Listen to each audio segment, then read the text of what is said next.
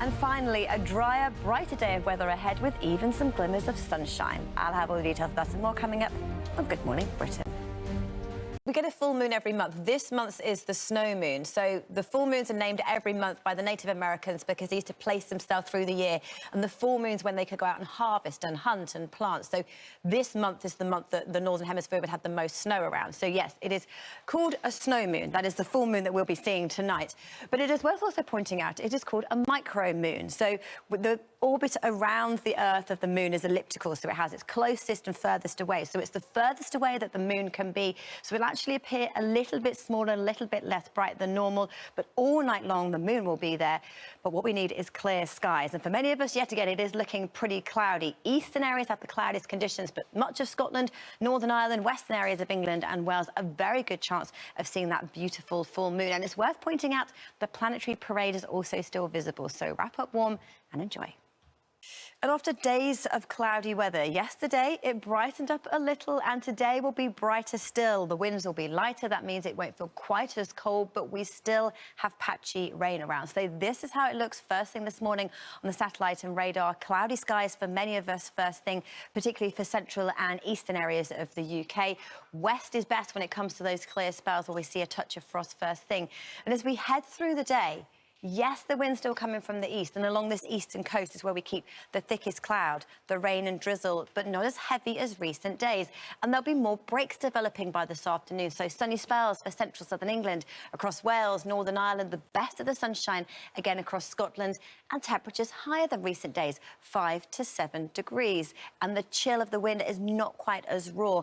This evening and overnight tonight, by tomorrow morning, you can see clear skies spread all the way down to the Midlands, so cold, frosty, but perfect for viewing that full moon. And tomorrow is looking drier and brighter still. Good news. Good morning to you. After a lot of days of grey, grim, cloudy weather, it's said to be a little bit drier and brighter today, and actually that theme continues for the next few. We've had high pressure dominating in Scandinavia, keeping it settled, keeping these weather fronts at bay. They make some progress by the end of the week, chiefly through western areas.